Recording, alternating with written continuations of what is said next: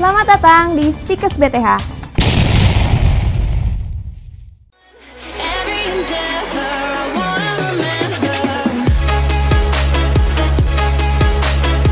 Assalamualaikum warahmatullahi wabarakatuh. Waalaikumsalam warahmatullahi wabarakatuh. Alhamdulillah malam hari ini sesuai dengan jadwal yang disampaikan oleh Pak Wawan Kurniawan, bahwa insya Allah malam ini saya yang akan memandu diskusi. Hadir di samping saya Pak Dr. Saiful Amin, beliau sebagai Wakil Ketua Bidang Akademik Stikes Bakti Tengah Susah dan Tasikmalaya. Selamat malam Pak Ipul. Selamat malam Mas saya. Hampir gagal Pak Ipul karena hujan begitu deras ya. Di hadapan kita sudah ada kopi. Ini kopi apa tadi, Japa Pranger Wine. Ini hadiah dari Pak Ipul dari Bandung ya. Teman-teman semua, khususnya para mahasiswa Stikes BTH dan tentu Sivitas Akademika Stikes BTH ya, saya hormati, saya banggakan. Malam hari ini memang rencananya kita akan bincang santai. Ini banyak orang bertanya-tanya berkaitan dengan bagaimana kelanjutan perencanaan akademik yang memang sudah dipublikasikan kepada masyarakat akademik di BTH, bahwa per 2 November 2020 yang akan datang kita akan melaksanakan praktikum, ya kan? Karena selama ini jadwal atau kalender akademik disusun teori secara daring mengumpul sampai UTS gitu ya Pak. Dan setelah itu lalu kemudian praktikum. Nah, saya ingin kejelasan dari Pak Ipul barangkali di situasi Tasik zona oranye Pak Ipul, pertambahan kasus di Indonesia hari ini turun 3.100 ya. Lalu kemudian total secara nasional kita hampir tembus 410.000. Bagaimana Pak Ipul menyikapi situasi terkini walaupun memang ada kecenderungan turun dengan rencana akademik itu? Oke, terima kasih Mas Sep. Assalamualaikum warahmatullahi wabarakatuh. Waalaikumsalam. Sebetulnya rencana praktikum itu atau pemberitahuan kalender akademik ini sudah sejak 31 Agustus mungkin kita sudah launching, baik oleh WHA maupun Stikes di fanpage Facebook maupun di Instagram. Jadi kita akan melakukan sesuai dengan rencana yang sudah kita siapkan dari awal, bahwa 31 Agustus sampai 31 Oktober hari ini, kemarin Sabtu, tutorial dan teori itu dilaksanakan secara daring. UTS, UAS sudah kita laksanakan. Beberapa prodi bahkan sebelum 31 Oktober, sebelum hari ini sudah melaksanakan ujian baik UTS maupun UAS. Nah, kemarin itu kita sempat di awal atau pertengahan bulan di bagaimana untuk praktikum. Banyak sekali pertanyaan dari mahasiswa, terutama mahasiswa baru. Karena di kita itu di Stikes BTH kebetulan kan banyak D3. Jadi semua praktikum itu harus hands-on, harus benar-benar langsung. Sulit sekali kalau kita mengandalkan daring. Nah, akhirnya kemudian kita berkoordinasi di prodi dan hampir semua prodi semua ikut rencana Mas.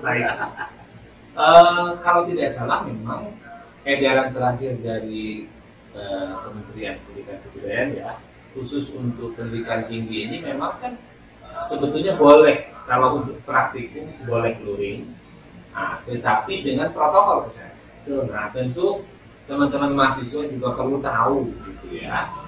Kalau nanti kita jadi per 2 November yang akan datang praktikum, mestinya kan mereka bertanya-tanya dengan kebiasaan baru yang ada, protokol kesehatan seperti apa yang harus mereka lakukan dan patuhi. Sebetulnya gini, beberapa kegiatan yang diselenggarakan oleh Stikes BTH sebetulnya kita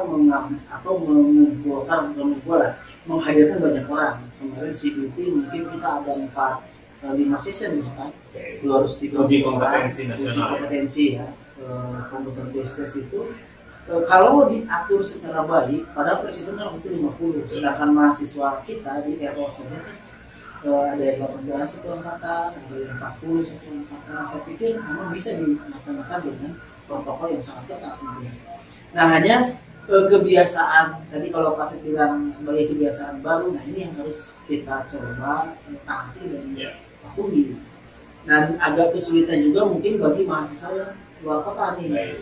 Nah luar kota mereka harus karantina dulu 14 hari dan kemungkinan praktikumnya, dan mereka sudah datang 1-2 minggu ini. Sekarang sudah pada berdatangan. Nah itu juga jadi masalah Pak Sep. Ternyata ketika lu daring beberapa mahasiswa karena di tempat asal Singapura bagus. Nah, Singapura bagus lah. Artinya kekondusifan untuk belajar walaupun online, ternyata di rumah sendiri itu sebetulnya ada kesulitan juga lah. Ya, ada kesulitan Mas. Anak saya sih nggak ada masalah. Ada. Jadi aura belajar mungkin ya. Belajar itu menjadi apa ya? Mereka tidak menyebutnya sebagai tidak kondusif ya, tapi mungkin lebih kondusif ketika ada di lingkungan dekat kampus, dengan teman-teman ya, diskusi lah ada. Nah itu selesai. Baik. Jadi berarti teman-teman mahasiswa kalau melihat gelagatnya Pak Epon ya, 2 November ini insya Allah jadi. Ya, betul. Tetapi tentu mahasiswa juga mungkin sampai saat ini ada informasi atau tidak, mungkin Pak Epon, apakah mereka satu rombongan kelas misalnya kelas 1A misalnya semua berangkat ke kampus atau mungkin ada separasi, ada pembagian? Ya. Nah itu seperti apa Pak? Ya. Nah ini pertanyaan yang paling sering ditanyakan Pak Sep, karena menyangkut kuota 50% dari jumlah tempat lab praktikum. Kan kita tidak mungkin kalau kapasitasnya 50, kita masukkan kan 50 tidak mungkin. Beberapa mata kuliah yang kompetensinya sangat tinggi di satu prodi itu memang pasti kita laksanakan secara baik. Nah sekarang teknisnya, jadi kalau satu mata kuliah itu memang dianggap sebagai sangat penting di kompetensi di prodi itu, maka luringnya kita laksanakan ke satu pertemuan itu beberapa materi. Jadi misalnya 3 materi atau 4 materi, sehingga yang 14 kali pertemuan itu praktikumnya mungkin hanya maksimum 5 kali. Tapi mereka hadir semua? Hadir semua. Hadir di semua. tempat lab yang berbeda. Jadi didistribusikan di lab yang berbeda. Artinya satu rombongan belajar, tetapi di lab yang berbeda, begitu. Tapi mereka dalam satu kali praktikum datang ke kampus itu beberapa kali topik praktikum. Betul sekali. Gitu ya. Kemarin pertanyaannya gini, bagaimana kalau labnya ternyata kan kalau ada 40 atau 60 lah ya, 40 atau 50-an, kan harus terdistribusi 15 paling tidak. Nah bagaimana kalau labnya nggak cukup? Nah baru kita bagi menjadi 2 hari. Jadi di hari pertama, hari pertama misalnya kelas A absen 1 sampai 30. Nanti hari berikutnya. Kapan mahasiswa menerima informasi kejelasan tentang pembagian itu? Nah, kalau pengumuman bahwa praktik modul luring sudah 2 bulan yang lalu. Nah, teknisnya penjadwalannya tentu karena setiap prodi jumlah mahasiswa juga berbeda. Kemudian praktikum yang akan dikerjakan juga berbeda, maka itu nanti akan didistribusikan oleh prodi. Contoh misalnya untuk RO tingkat 3 itu maksudnya hanya 18. Jadi itu bisa langsung running well lah, 18 praktikum. Eksekusi. PSPA misalnya 30 orang tuh langsung. Nah, yang kemarin agak jadi kendala itu terutama di perawatan dengan TLM. Kalau di farmasi karena praktikumnya mungkin jumlahnya tidak terlalu banyak sehingga beberapa memang bisa didaring. Hampir di semua prodi ada yang praktikumnya didaringkan. Contoh misalnya metodologi penelitian. Nah, tidak perlu TLM kan, itu bisa online. Atau yang kedua praktikum bahasa Inggris karena ada nilai prakteknya, SKS prakteknya tentu kan tidak perlu itu dilaksanakan sejak kemarin tidak ada masalah. Baik. Apakah penggunaan APD menjadi mutlak oleh mahasiswa? Kalau masker, cuci tangan, kemudian face shield ya selama itu memungkinkan memang kita sarankan mereka menggunakan itu dan itu difasilitasi oleh kampus. Jadi teman-teman selama nanti praktikum luring juga tentu saja penerapan protokol kesehatan ini mutlak ya. Di samping ada pembagian orang distribusi, itu konsepnya mungkin jarak ya. Lalu kemudian juga ada alat proteksi diri lain, ya, artinya masker mungkin, apalagi sekarang praktikum basah, misalnya ada sarung tangan, lalu kemudian mungkin pakai face shield gitu ya. Itu tentu menjadi bagian yang tidak terpisahkan. Nah, Pak Ipul begini, apabila misalnya praktikum ini digelar, kita tahu di kita itu kan ada 5 prodi lah ya. Nah, saya sih membayangkan farmasi yang paling banyak rombongannya. Itu bagaimana tuh konsep pengaturannya? Apakah ada metode tersendiri barangkali untuk distribusi mahasiswanya karena saking banyaknya atau bagaimana? Kebetulan kan lab di farmasi itu satu kompleks ya. Betul. Jadi ada mungkin 6 kalau tidak diingat. Beberapa praktikum yang harus menggunakan lab, maka jalan masuk si mahasiswa yang praktikum mungkin kita akan bagi. Karena kita kan punya 3 pintu untuk lab farmasi, itu salah satu contoh. Yang kedua, tentu jumlah yang masuk ke labnya. Kalau kita hitung di farmasi itu rata-rata kan hampir 54 orang lah, atau 54 orang satu angkatan, maka kita akan bagi menjadi 2 atau 3 laboratorium. Nah, untuk praktikum-praktikum yang bisa dikerjakan di kelas, misalnya psikopat misalnya itu yang bisa. Baru saya mau ngomong, apakah kelas bisa dialihfungsikan di laboratorium? Maka bisa dipindahkan ke atas. Dan kebetulan kan misalnya memang farmasi itu jumlahnya hampir 800 mahasiswa. Sehingga kita pembagiannya kemarin sama Pak Indra di farmasi agak-agak ketat. Kemungkinan bisa praktikum sampai menjelang maghrib. Nggak masalah ya, yang penting luring kan. Ya. Dan yang menarik ini Pak Sep, ini ada survei terbaru dari mahasiswa Stikes BPH bahwa hampir 79% itu menghendaki praktikum itu luring. Jadi dari jumlah sampel sekitar 1169, kita masuk sekitar 1400-1500. Mereka setuju atau meminta bahwa harus luring. Jadi memang teman-teman mahasiswa juga perlu tahu bahwa ada peran dari DPM ya, betul, Dewan Perwakilan Mahasiswa sebagai organisasi representasi aspirasi mahasiswa, bahwa mereka sudah melakukan survei. Kalau tidak salah tadi saya melihat sampelnya hampir 1100 ya, 1200 ya, dan hasilnya adalah 79% mahasiswa PTH itu mengharapkan praktikum luring, ya, artinya on-site ya, di laboratorium.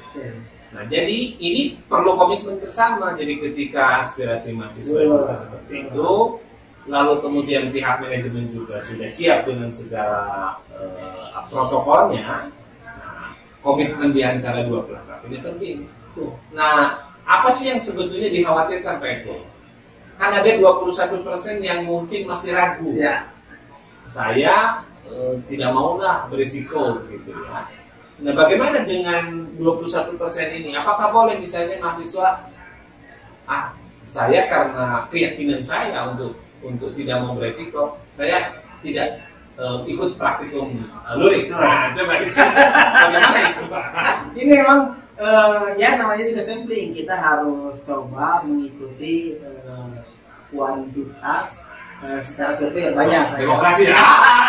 Jadi ya itu resiko sebuah keputusan kan. Tapi tidak mungkin kan kalau misalnya kita ingin melakukan suatu keputusan, yang satu boleh daring, yang satu boleh di mata kuliah yang sama. Itu juga tidak fair.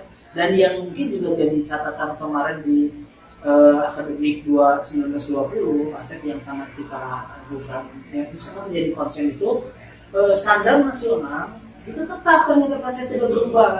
Misalnya kemarin CBT-nya PSPA yang exit exam itu standarnya kan 52,23. Itu tidak diturunkan kan, tetap saja. Jadi kalau kita proses PBM itu kemudian diturunkan, terdegradasi karena alasan daring, karena COVID ya kemudian didaringkan, di standar nasional ini tetap. Artinya pencapaian itu kan, atau kalau bahasa kitanya capaian pembelajaran itu tetap harus. Nah, jadi begitu ya teman-teman. Jadi apa namanya, tinggal komitmen mahasiswa. Sebetulnya kan mahasiswa juga perlu mengambil peran penting. Yang paling bahaya itu kan mobilitas mahasiswa ya Pak. Ya. Jadi kalau sudah di kos, apalagi dari jauh, kan di situ ada kafe, di situ ada kafe, di situ ada kafe. Di sini ada kafe. Di sini ada kafe.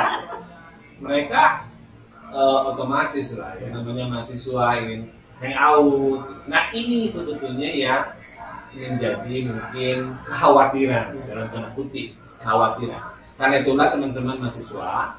Jadi ketika kampus saat ini kita memberanikan diri misalnya praktikum luring, konsekuensinya adalah kita semua perlu komitmen untuk menjaga protokol kesehatan kemanapun Anda pergi.